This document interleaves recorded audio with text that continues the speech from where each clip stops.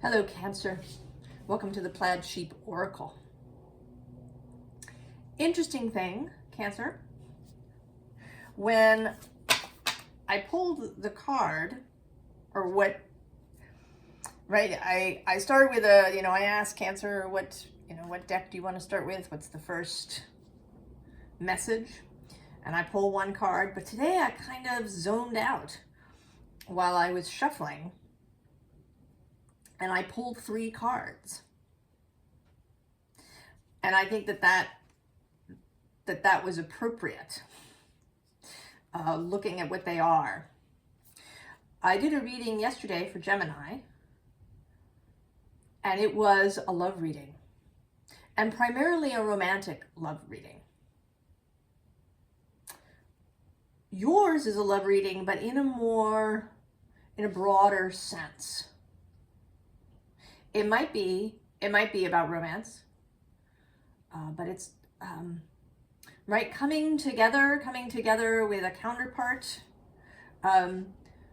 things coming together,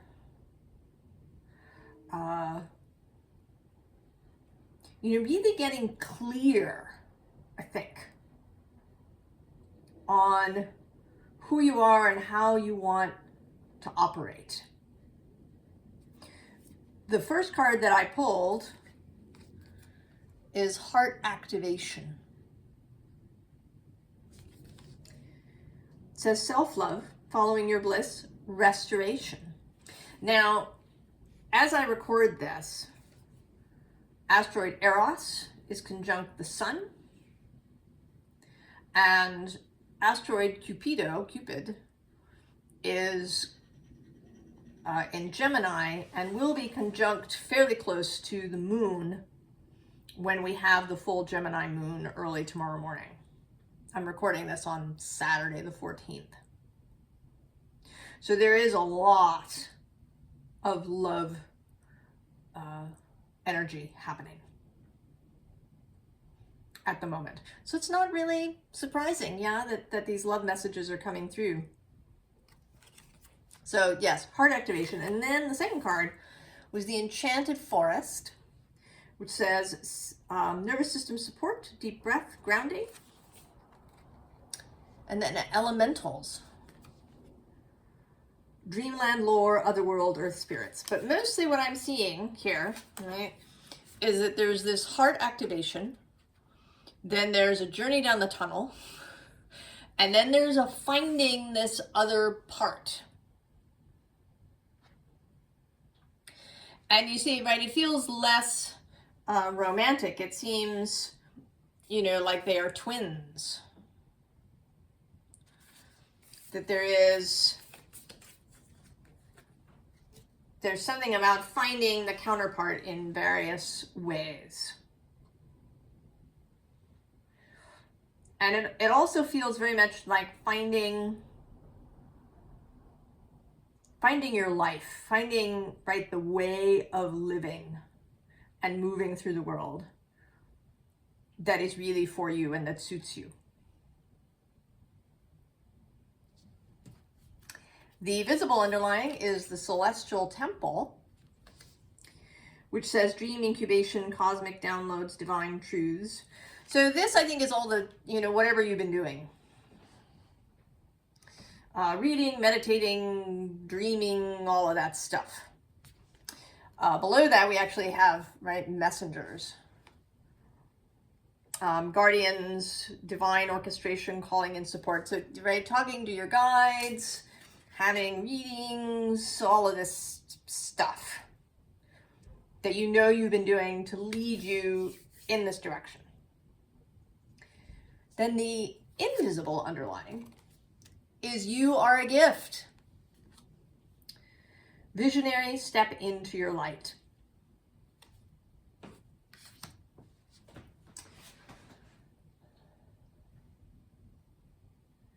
There is something, right? Something that wants to be seen or engaged with. Some aspect of yourself. There's been this thread running through the readings of something becoming visible, something being seen, something returning, being reactivated, so that at some point, probably when you were a small child, maybe too small to have any memory of it, you hid something away. And now in this period, it is coming back. It's re-establishing itself. It's making itself known and felt.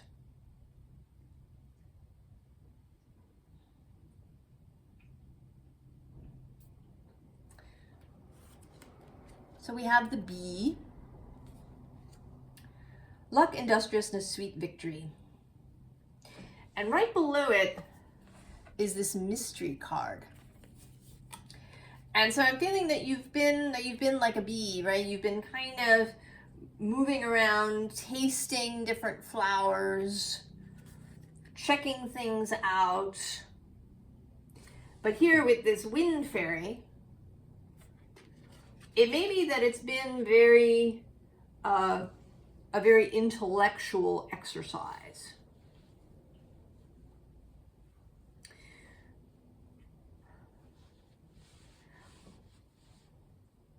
And it feels very much, you know, whatever you decided to do when you were little in order to survive.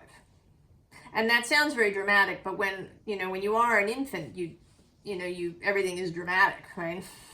Everything is literally about survival. You don't know that your mother's flare of temper is just, she had a bad day at work and she just had a bad moment. To you, it feels very dangerous. And so you created a way of being that would ensure survival. And then you just got used to it. And things have come into your life to help you stay in whatever that way of doing is. It could be, right, Cancer is a cardinal sign. We live in a very cardinal, choleric, achievement-oriented society. So it may be that you became the achiever, the doer, the problem solver. So that's one possibility. The other possibility is, perhaps a reverse, where you became the victim, where you're always the one who needs help, where you, and I know someone who is like this, and she absolutely doesn't do it on purpose. But stuff happens, right? She steps in a hole and breaks her ankle, or her car breaks down, or there's these things that just seem to plague her life, but they cause people to come to her aid. And I think that was her, right? That was how she that's how she survived, right? By being kind of the squeaky wheel, by being in trouble. And that can manifest in different ways: injuries, chronic illness, just like stuff always going wrong, right? That person who's always seems to be the locus of crazy things happening.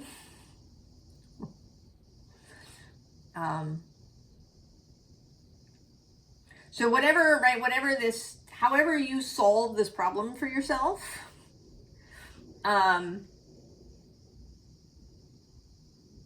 it's now wanting to be, really now wanting to be undone, because it doesn't, right, it really is no longer serving you. It probably hasn't served you for a long time. But often we have to, right, sort of reach a peak. And we have at the bottom here burden, which is this feeling that you have that you're burdened, in fact, by the thing that you were using to survive. Now it's, now it's a burden.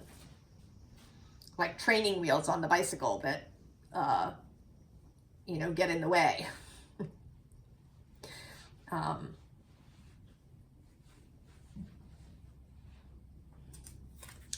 We have the novice, which is, right, starting over.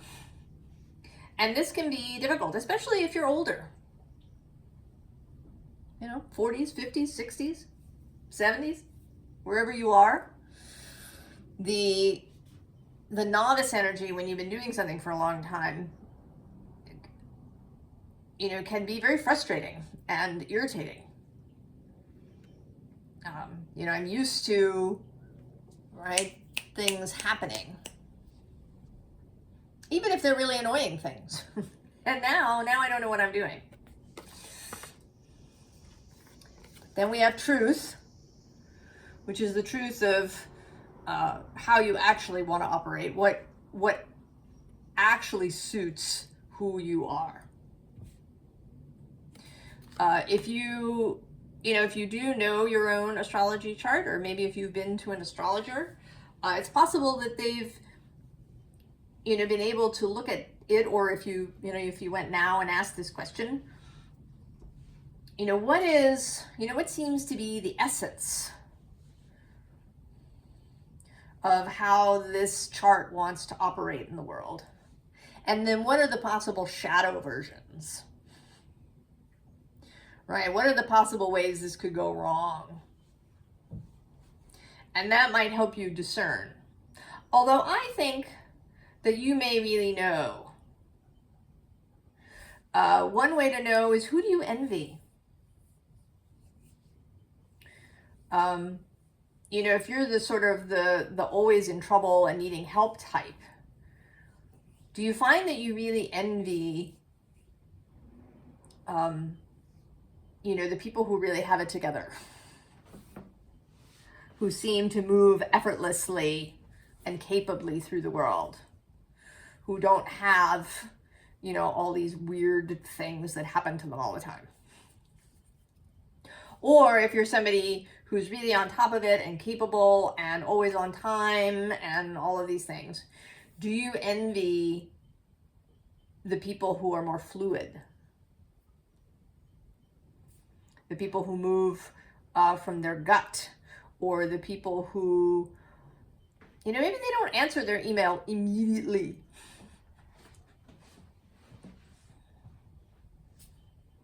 Maybe they sometimes let things wait, especially really, agitated emails that maybe you get at work. This terrible things are happening. Do you respond to that immediately?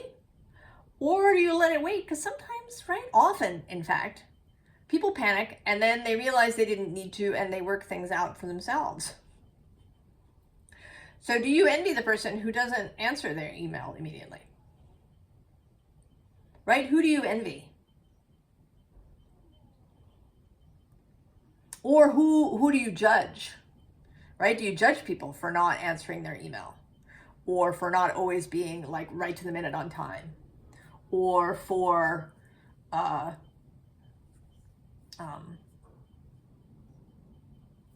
maybe you judge people who are very independent in some way, or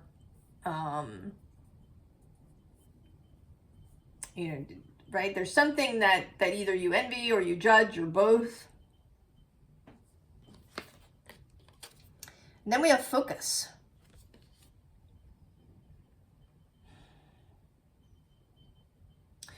really focusing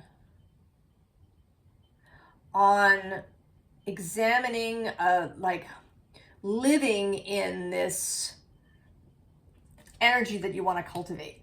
Like, what does it feel like in your body? What does it feel like to be easeful, to be capable? What does it feel like to be really relaxed and not rushed? What does it feel like to be, happily willing to ask someone for help?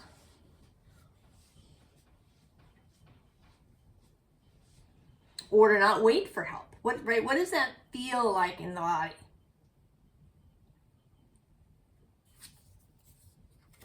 Because we have here the Three of Water. And I'm seeing this today more like, really getting to know this other, this aspect of yourself here in the center that is wanting, I sort of see her as having just surfaced, right? These two who are, they're holding up the thing. They've been holding up the thing for a long time. And this part of the self has just surfaced. And then has this pathway out of this, what could be a tense situation, right? If you've ever tried to hold anything over your head for a really long time, it gets painful.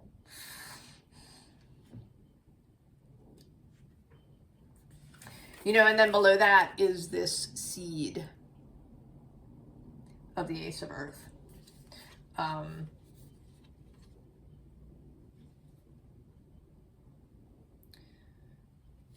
it is interesting that, she's alone here. So, it may be getting everybody internally on the same page, a kind of united will. It may, in fact, be, letting some of this, these people go. Really releasing something and saying, you can go to sleep now.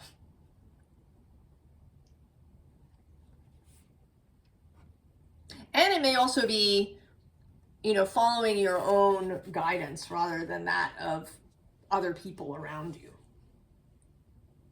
The bottom of this deck, interestingly, has, this Four of Water, this examination process, this sort of,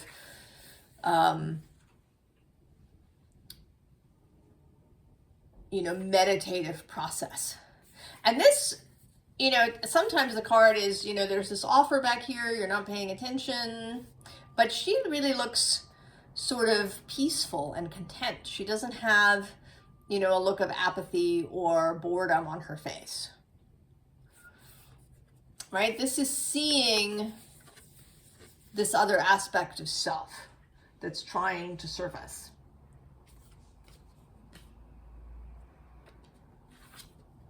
So, Queen of Fire.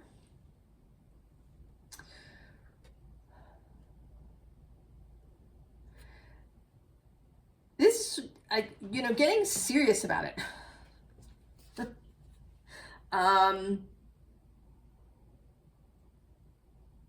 getting inspired, rather than this being some sort of slog.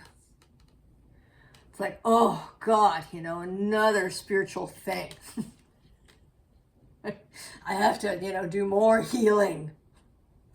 Not like that. This is getting inspired and excited. Like, where does this road lead?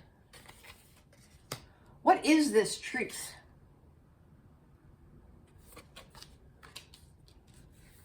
Right? What is, it's something that's really beautiful. Right? We have this, this, it's really beautiful, this truth.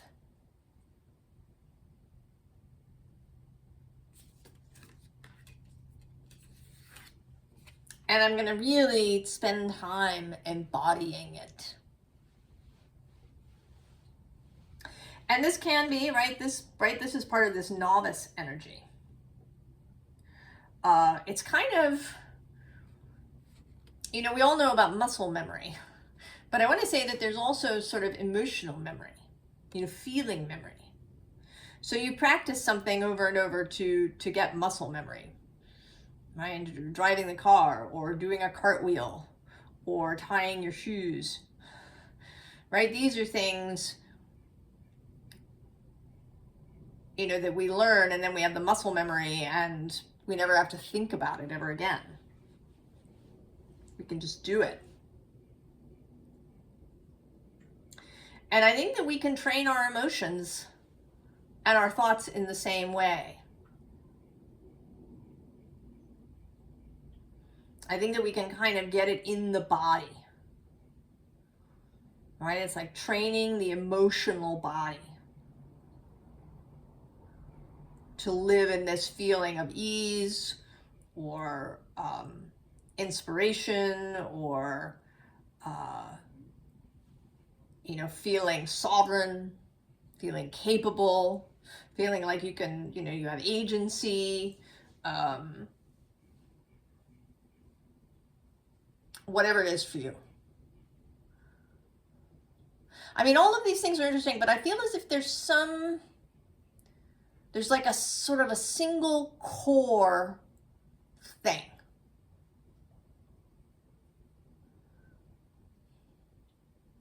You know, I would say, if I were thinking of myself, that my default is to solve the problem. Right, I have this Aries sun, so I have this, you know, kind of feeling of, there's like a heroic self. You know, I'm going to solve the problem. I'm going to be the hero. I'm going to be triumphant, all of these things. And it isn't that there's anything necessarily wrong with that. But I've been, you know, sort of feeling lately that it isn't, right? That isn't the truth of how I actually want to operate in the world. And so I need to, right? I need to really feel, like, get really clear in my body on what it feels like to operate differently. And so then we have the magician, that capable energy, you know, manifestational energy, right? Bringing things into reality. But we don't all have to do it the same way. Maybe for you, it really is very action oriented. Maybe that is what you wanted, that you came here with the desire to be somebody who's really active and really a leader kind of energy. That person that I was telling you about has a North Node in Leo in the first house. So there's this energy of being the center of attention, which she actually really, right? It's really uncomfortable for her. She doesn't like it. It's not, you know, and I should say, being the center of attention in a dynamic leader kind of way, like being on stage. And that's quite different than being the center of attention in the sense that everybody comes to help, right? Right, it's a more dominant position, and she finds that very uncomfortable. But I think that's where her life is trying to lead her, is to, you know, being much more proactive and dominant and on stage than she's comfortable with. You know, for you, it might be the other way. Maybe it's not being on stage. Maybe it's being in the back. Whatever, right? Whatever that is, we all have a different way of bringing things into being.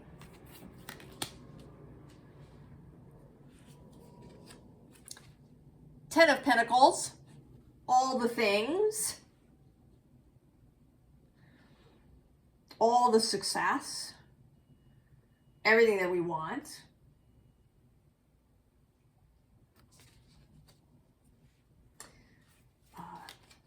And below that, the Hermit, right? This self-knowledge that the Hermit really has. Now, interestingly, the bottom here is the Hierophant. And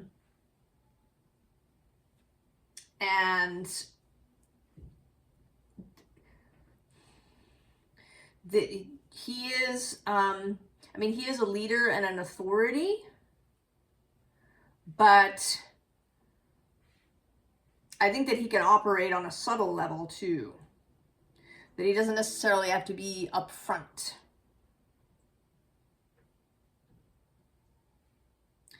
But he is the stability of faith.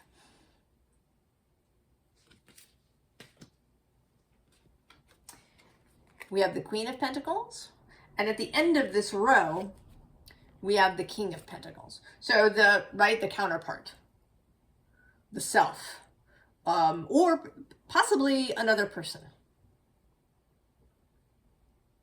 I want to say that I don't think this is a job. It's bigger than that.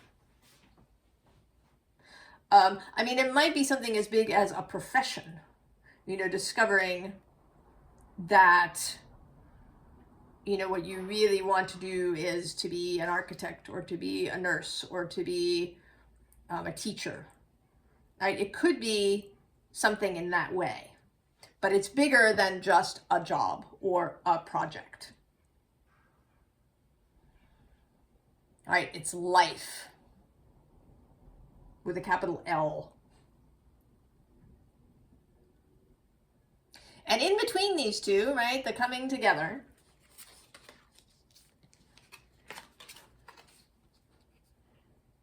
we have the star and the sun. So reaching for that star, doing that, you know, work of focus, figuring out, right, what that is that you're reaching for. What is this thing that's been missing, that was locked away, or that was seen as a problem, or that was seen as ineffective?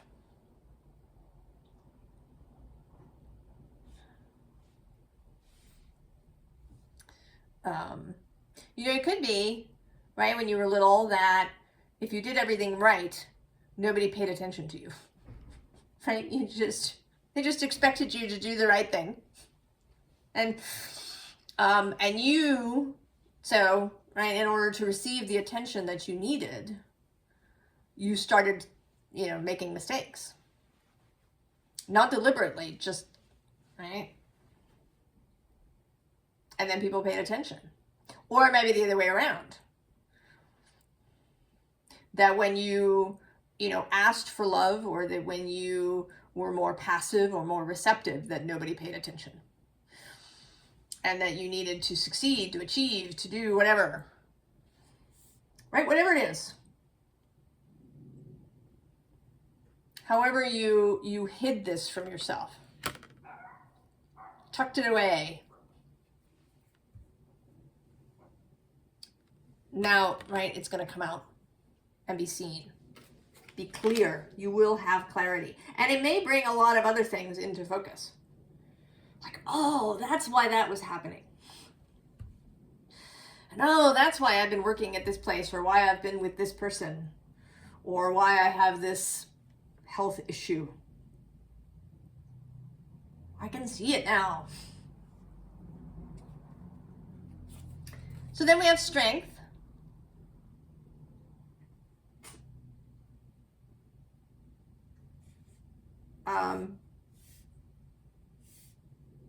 Clarity, and, you know, with the sun energy, and also strength, courage to proceed, right? To be the novice. To have to learn the new thing. Below that is this 10 of fire. And, you know, this, right, this feels like learning all the new things. Gathering the new skills that go with this new way of being. I'll come back to the bottom of this deck in a minute. So we have this 10, the Wheel of Fortune. And I don't usually do this, but in this case, I'm going to read from the guidebook. This is the Sacred Web Tarot. The wheel spins the design of your life through the karmic intersection of free will and fate. It threads you back to the bridge of your beginning, to the hope of the leap and the gifts of the magician. Here you find yourself in the womb of the web, expanding and contracting, only to expand again. In the manifest miracle of your body, you are here to give birth to your most absolute self. Take time to reflect on the actions that have brought you to this place. Consider what you have been born to manifest, what you are meant to pursue. Can you find some peace in this moment? Can you inhale joy? The wheel invites you into a sacred pause. Take a deep breath, for it takes courage to pause when the world around you wants to weave the path for you. Root yourself in your truth before you turn the wheel toward a life filled with passion and purpose. Yeah. The second card here is the Seer of Air. This sits in the king position in this deck. And again, I'm going to read from the book. The Seer of Air speaks sacred truth through a combination of discernment, strategic thinking, and a compassionate heart. They recognize that difficulty and struggle are here to help you grow. They encourage you to divine your own truth from a deep understanding that all beings are connected, that everything holds within it an aspect of the secret. They know that when you see through the lens of love, heart activation, and speak from your heart, you bring transformational healing to the world.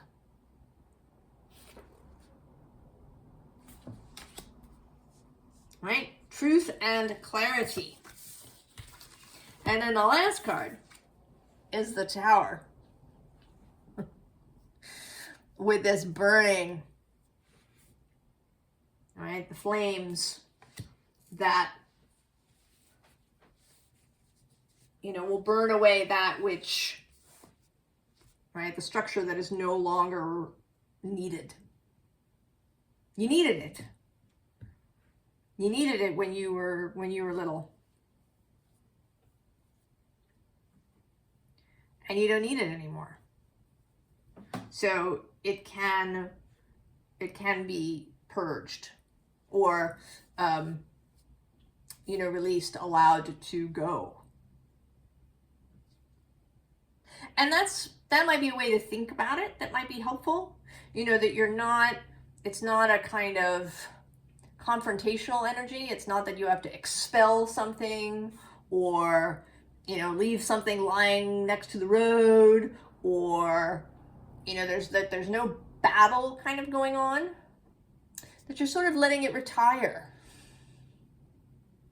You know, it's been faithful and it's done such a wonderful job, and now it gets to retire and, you know, not put in any effort.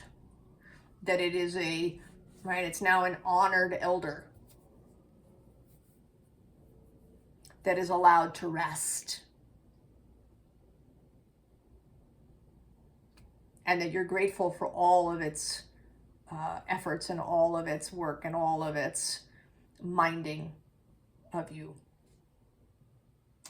Now the bottoms are very interesting. The bottom of this deck has the Seven of Air.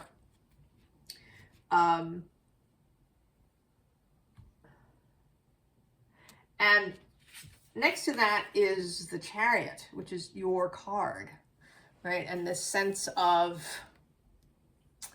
you know, here I want to say, I mean, this is meant to be the Aurora Borealis, but I always see it as smoke, or often as smoke. And what this seems like is this, right? The smoke from this fire.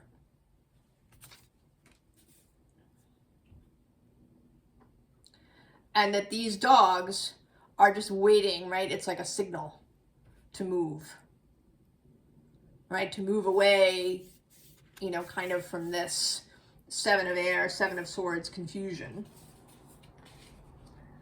The underneath to this deck, right, had the Hierophant, but next to that is the Seven of Swords.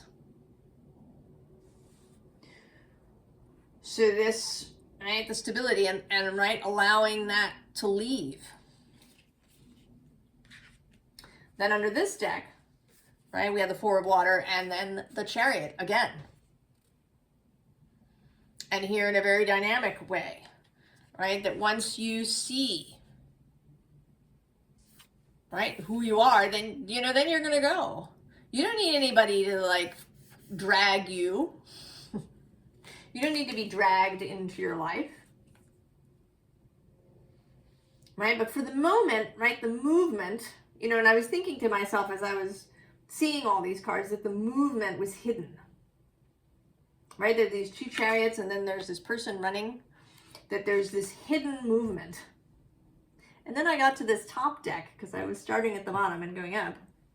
And next to the burden, hidden, is movement.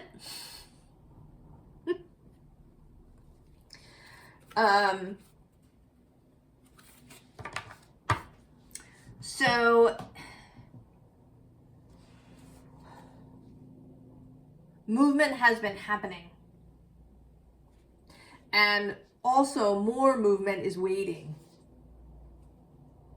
Right? You're like ready to go. There's been things happening. And right? I feel like it's just going to take a little bit, right, to tip you over into movement. So, formal advice. King of Cups, of course. Right? The heart-based management of things. The heart-based action. Kings are action, taking action. And with this Two of Pentacles, that this is going to, right, this is happening in the real world. This is not just some sort of spiritual metaphor or, you know, thing you do while you're in meditation, but that doesn't have, you know, any effect on your real life. This is real life. This is your physical existence here on Earth.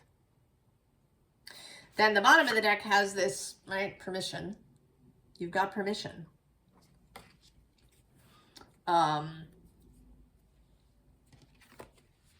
Lost and found. So when it appears, right, when this thing you lost reappears, welcome it.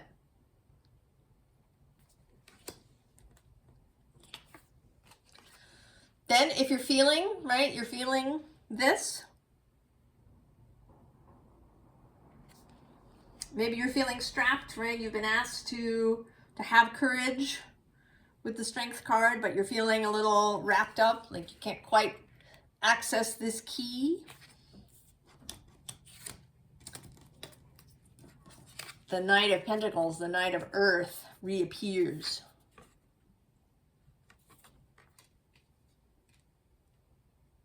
Right? Go back to the practice of feeling what you want to feel in the body.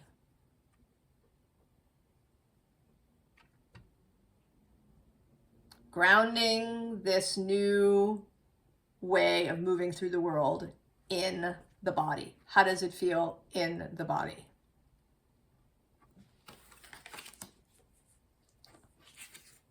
And then with Once Upon a Time, right, you tell a new story as well. If you've been telling the story of, well, you have to do things this way because of X, Y, and Z, or it's too hard to change, or, you know, this is what my natal chart says, or, right, whatever the story is. We all have so many, I have so many stories that I've told over the years. Tell a new story.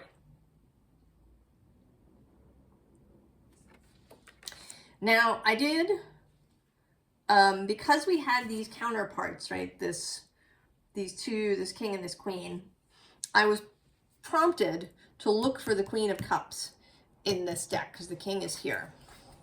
And I found her, firstly, between the Creatrix and the Three of Pentacles. So between the Magician, right, and this collaboration, right, this meeting of the self,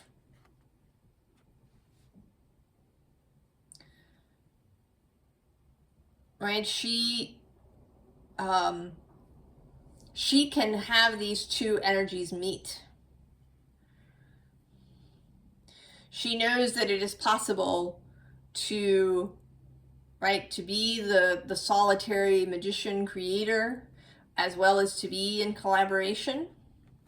She also knows that, you know, where maybe there's been conflict within herself, that she can, you know, bring it into a united will. Now, even more, right, because we were going into the depths, right, on this side, next to the Three of Pentacles, we have this migration, this invocation, and then this Dryad of death and rebirth, right? So it's kind of, right, migrating, moving from wherever you've been through this energy of heart-based desire, what really wants to come through you, right? And then coming into this death and rebirth. And then on the other side, on the Creatrix end, we have this Five of Swords. So, I don't want to call it conquering your own mental confusion. I want to say gaining mastery of your mental confusion and your mental, you know, right, like the storytelling that's not helpful, the automatic thoughts that come up, all of that stuff. Coming into mastery over that. Because you know that you're destined for greatness. Right? No more games. You're ready to go. This is the Creatrix energy. And you can do it your way. If that means being really active, going out, doing stuff, you know, calling all the people, rallying people together, getting up on stage, doing the thing, right? And that like makes your heart sing, then you go do that. And if it's the reverse, if it's, you know, sending people, right? Kind of commanding people to go off and do. You know, being more of an empress kind of, rather than an emperor energy. And that really feels really good to your heart. Then you do that, right? Whatever it is. You don't have to follow anybody's rules. You don't even have to stick to anything that I've said about it. Any of the examples, you can ignore the whole thing. Whatever, right? Whatever is your truth, right? Whatever brings together, right, these parts. And possibly from there, people and, you know, greater clarity about what next. Cancer, right? Allow this, right? Allow this heart activation. Let Eros and Cupid, you know, really let them do their work for you. I wish you the very, very best, Cancer, and I'll see you next time. So long.